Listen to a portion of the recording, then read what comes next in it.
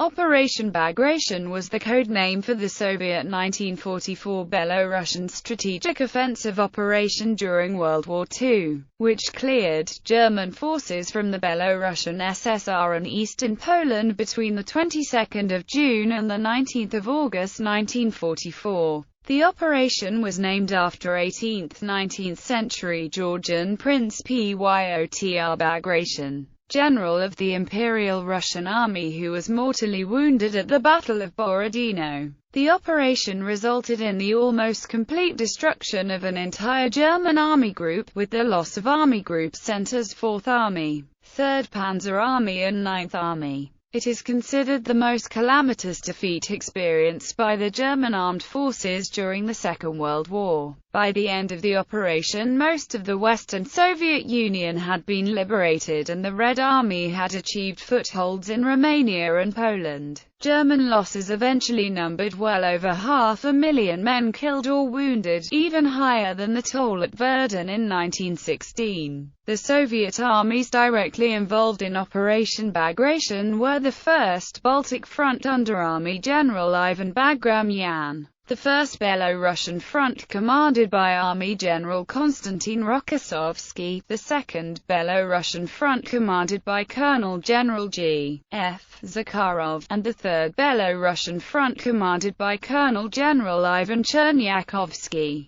The Red Army practiced the concept of Soviet deep battle and maskirovka. Operation Bagration diverted German mobile reserves to the central sectors, removing them from the Lublin-Brest, Lvov-Sandomierz area, enabling the Soviets to undertake the Lvov-Sandomierz offensive and Lublin-Brest offensive. This allowed the Red Army to reach the Vistula River in Warsaw, which in turn put Soviet forces within striking distance of Berlin. Conforming to the concept of Soviet deep operations, striking deep into the enemy's strategic depths. Background: Army Group Center had previously proved tough to counter as the Soviet defeat in Operation Mars had shown, but by June 1944, despite shortening its front line, it had been exposed following the withdrawals of Army Group South in the battles that followed the Battle of Kursk, the Second Battle of Kiev and the Crimean Offensive in the late summer, autumn and winter of 1943–44. Operation Suvorov had seen Army Group Center itself forced to retreat westwards from Smolensk during the autumn of 1943. By the middle of June 1944, the Western Allies on the Cotentin Peninsula were just over 1,000 kilometers from Berlin, while the Soviet forces at the Vitebsk Gate were within 1,200 kilometers of the German capital. For the Third Reich, the strategic threats were about the same.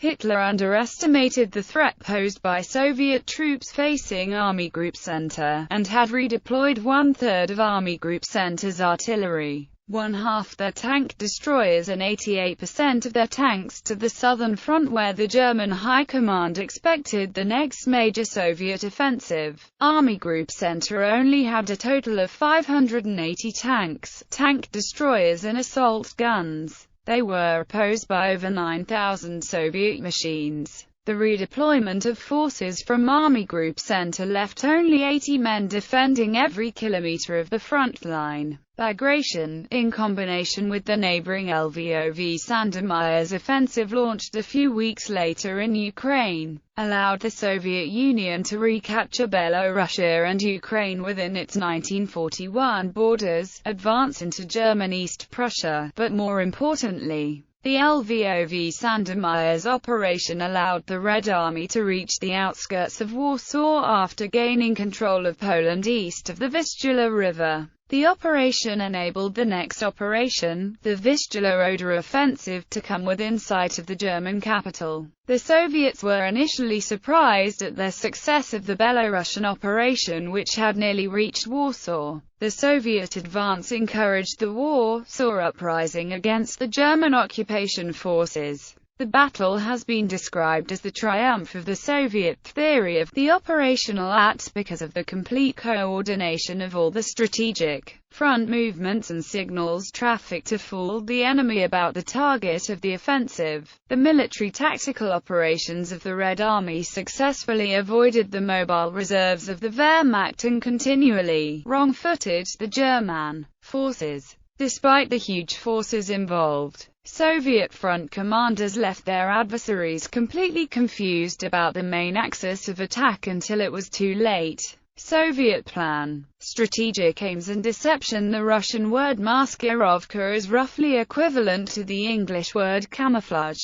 but it has broader application in military use. During World War II, the term was used by Soviet commanders to describe measures to create deception with the goal of inflicting surprise on the Wehrmacht forces. The Oberkommando des Heeres expected the Soviets to launch a major Eastern Front offensive in the summer of 1944. The Statücher considered a number of options. The timetable of operations between June and August had been decided on by the 28th of April 1944. The Statücher rejected an offensive in either the Lvov sector or the Yassy-Kishinev sectors owing to the presence of powerful enemy mobile forces equal in strength to the Soviet strategic fronts. Instead, they suggested four options: an offensive into Romania and through the Carpathians, a gigantic offensive into the western Ukrainian SSR aimed at the Baltic coast, an attack into the Baltic, and an offensive in the Belarusian SSR. The first two options were rejected as being too ambitious and open to flank attack. The third option was rejected on the grounds the enemy was too well prepared. The only safe option was an offensive into Belarus, which would enable subsequent offensives from Ukraine into Poland and Romania. The Soviet and German high commands recognized western Ukraine as a staging area for an offensive into Poland. The Soviets, aware that the enemy would anticipate this, engaged in a Maskirovka campaign to catch the German armored forces off guard by creating a crisis in Belarus that would force the Germans to move their powerful panzer forces, fresh from their victory in the First Jassy-Kishinev offensive in April-June 1944, to the Central Front to support Army Group Center. This was the primary purpose of Bagration. In order to maximize the chances of success, the Maskirovka was a double bluff. The Soviets left 4 tank armies in the Lvov-Peremysh area and allowed the Germans to know it. The attack into Romania in April-June further convinced the Soviets that the Axis forces in Romania needed removing and kept the Germans concerned about their defenses there and in southern Poland, while drawing German forces to the Lvov sector. Once the offensive against Army Group Center, which lacked mobile reserves and support, had been initiated, it would create a crisis in the central sector that would force the German armored forces north to Belarus from Poland and Romania. Despite the presence of powerful Soviet concentrations threatening German-occupied Poland, the intent of the Soviets to strike their main blow towards the Vistula can be seen in the Red Army's order of battle. The Soviet General Staff studies of both the Belarusian and Lvov Sandomierz operations reveal that the Lvov Przemysl operation received the overwhelming number of tank and mechanized corps. 6 Guards Tank Corps and 6 Tank Corps along with 3 Guards Mechanized and 2 Mechanized Corps were committed to the Lvov operation. This totaled 12 tank and 5 mechanized corps. In contrast, Operation Bagration's Baltic and Belarusian fronts were allocated just 8 tank and 2 mechanized corps. The first Belarusian front is not mentioned on the Soviet battle order for the offensive. It contained a further 6 armies and was to protect the flank of the Lublin-Brest offensive as well as engage in offensive operations in that area. The bulk of tactical resources, in particular anti-tank artillery, was allocated to the First Ukrainian Front, the spearhead of the Vistula, Lvov Przemysl operation. 38 of the 54 anti-tank regiments allocated to the Belarusian Baltic Ukrainian operations were given to the First Ukrainian Front. This demonstrates that the Soviet plans for the LVOV operation were a major consideration, and whoever planned the offensive was determined to hold the recently captured territory.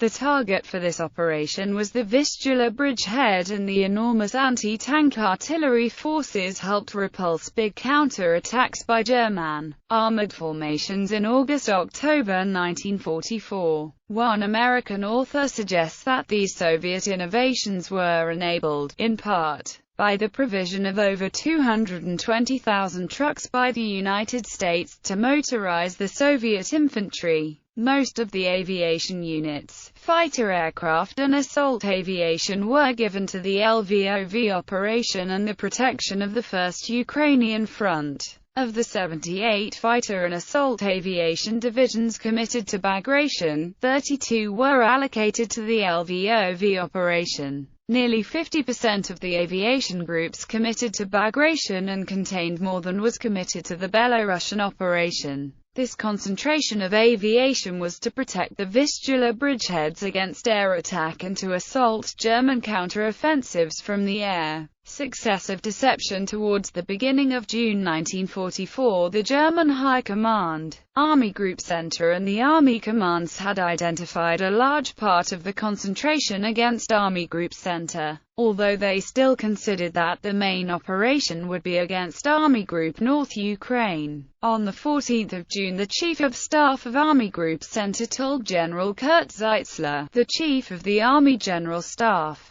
that the Russian concentration here, in front of 9th Army, and at the Autobahn clearly indicates that the enemy attack will be aimed at the wings of the Army Group. On the 10th of June, the Oberkommando des Heeres adopted the opinion of Army Group Center in its estimate of the enemy situation, when it is still to be considered that the attack against Army Group Center will be a secondary operation in the framework of the global Soviet offensive operations. It must be taken into account that the enemy will also be capable in front of Army Group Center to build concentrations of which the forcive penetration cannot be underestimated in view of the ratio of forces between the two sides. On the 19th of June, Army Group Center noted in its estimate of the enemy situation that the concentration of enemy air forces had become greater and that this left new doubts regarding OKH's estimate. OKH saw no ground for this supposition. Shortly before the beginning of the Soviet offensive, the Army commands had detected some enemy forces near the front and had identified the places where the main Soviet attacks would take place.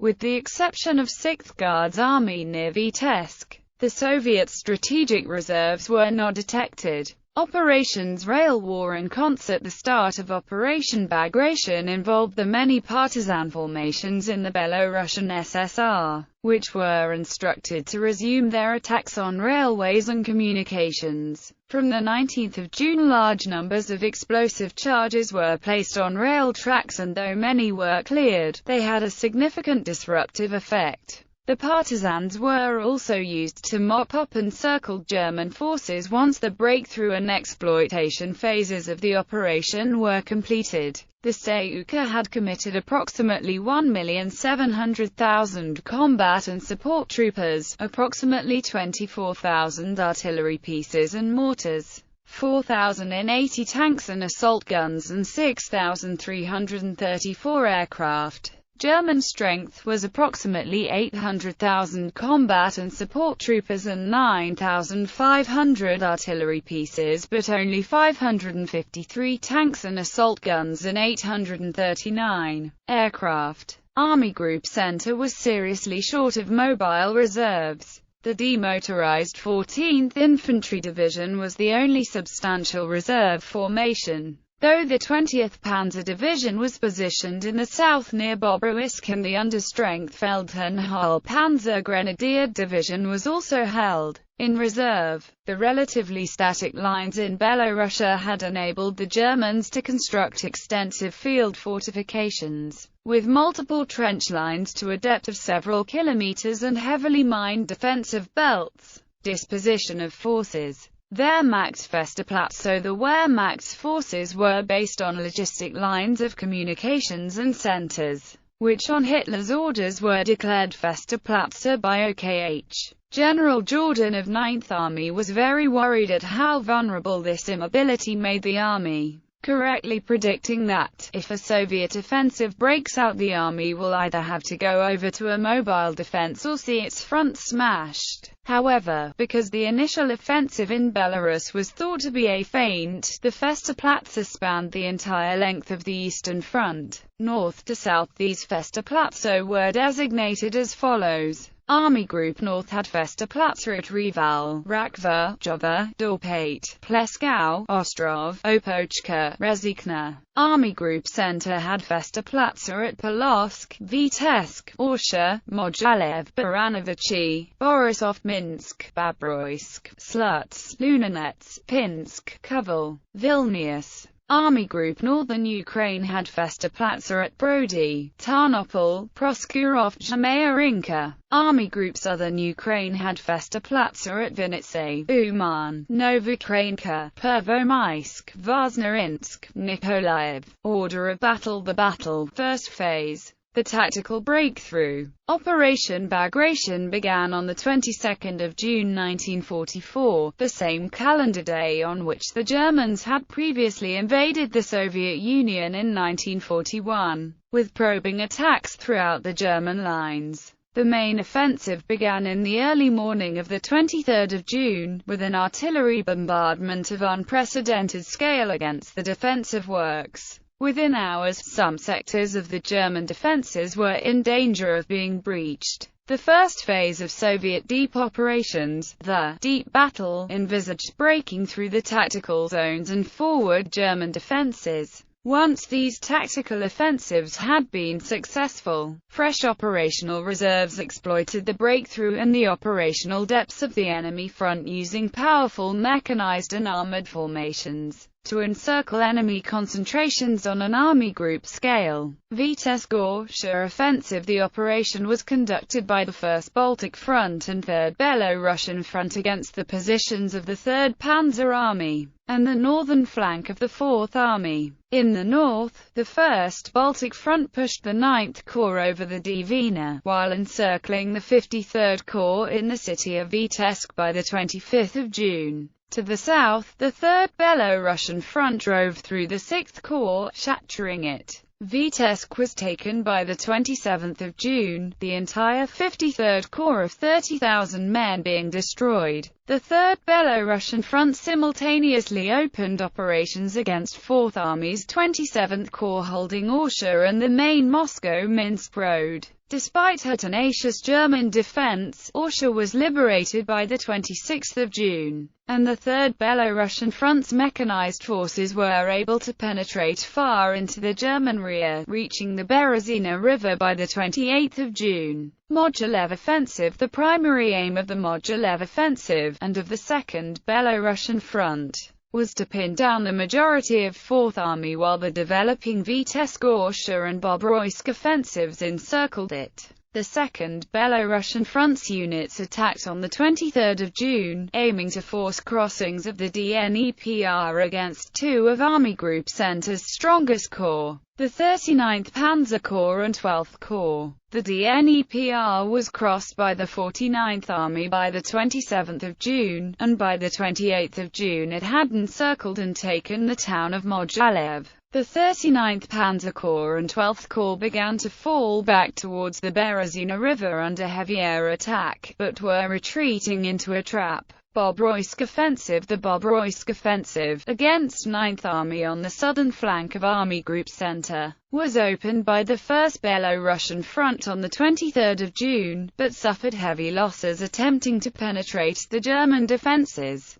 Rokossovsky ordered additional bombing and artillery preparation, and launched further attacks the next day. The 3rd Army broke through in the north of the sector, trapping the German 35th Corps against the Berezina. The 65th Army then broke through the XXXXI Panzer Corps to the south by the 27th of June. The two German corps were encircled in a pocket east of Bobroysk under constant aerial bombardment. Some elements of 9th Army managed to break out of Bobroysk on the 28th of June, but up to 70,000 soldiers were killed or taken prisoner. The 1st Belarusian Front's forces liberated Bobroysk on 29 June after intense street fighting. Second phase. Strategic offensive against Army Group Center. The second phase of Operation Bagration involved the entire operation's most significant single objective, the retaking of Minsk, capital of the Belarusian SSR. It would also completed the large-scale encirclement and destruction, set up by the first phase, of much of Army Group Center. Minsk offensive. From 28 June, the main exploitation units of the 3rd Belarusian Front began to push on to secure crossings of the Berezina, followed by the 11th Guards Army.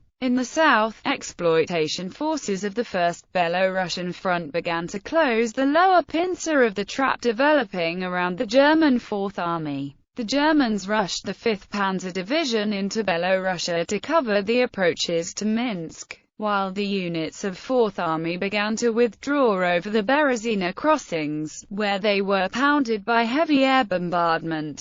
After forcing crossings of the Berezina, Soviet forces closed in on Minsk. The 2nd Guards Tank Corps was the first to break into the city in the early hours of 3 July. Fighting erupted in the center, which was finally cleared of German rearguards by the following day. The 5th Guards Tank Army and 65th Army closed the encirclement to the west of Minsk, trapping the entire German 4th Army and much of the remnants of 9th Army. Over the next few days, the pocket east of Minsk was reduced. Only a fraction of the 100,000 soldiers in it escaped. Between the 22nd of June and the 4th of July 1944, Army Group Center lost 25 divisions and 300,000 men. In the few subsequent weeks, the Germans lost another 100,000 men. Polotsk offensive. The Polotsk offensive had the dual objective of taking Polotsk itself,